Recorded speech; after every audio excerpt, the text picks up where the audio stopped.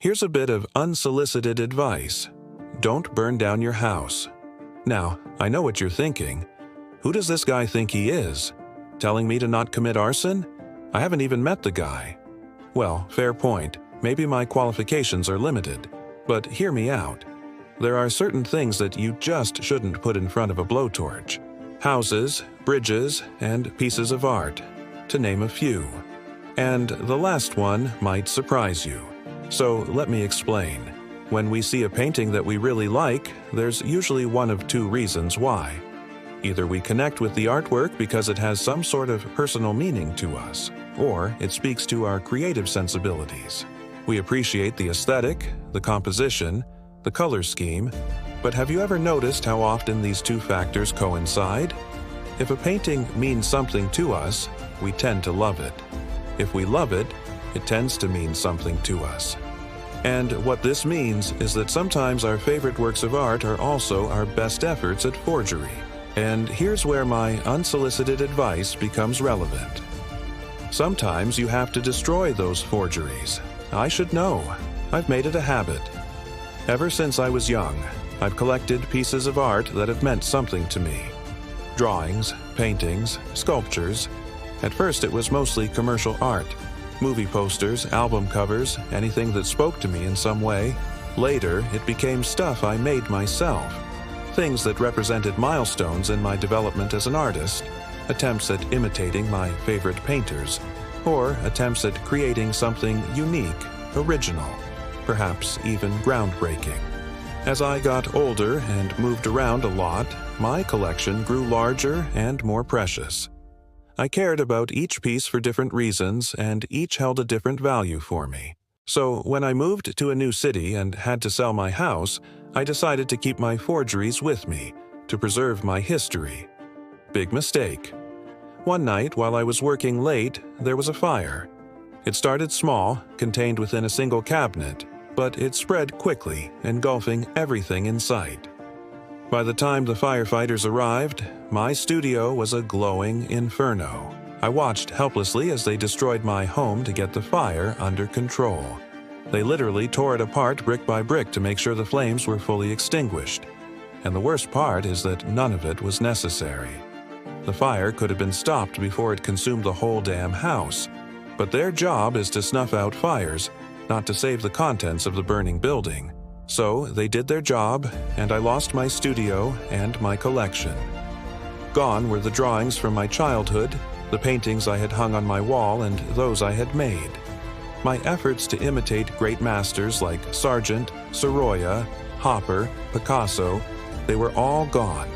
And among them, the paintings that were important to me for other reasons.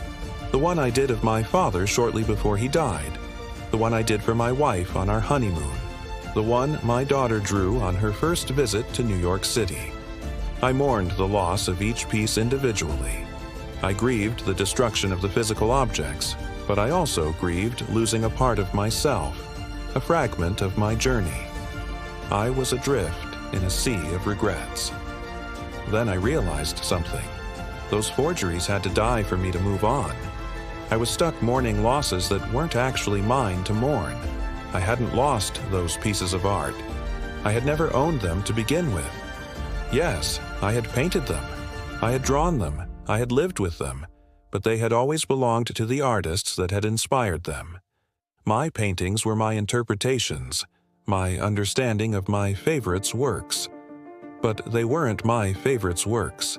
They were tributaries feeding into greater rivers.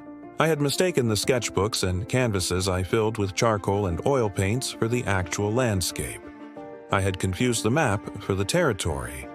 Ironically, the thing that had made my collection so valuable to me, the fact that each piece meant something different to me, was also its greatest weakness.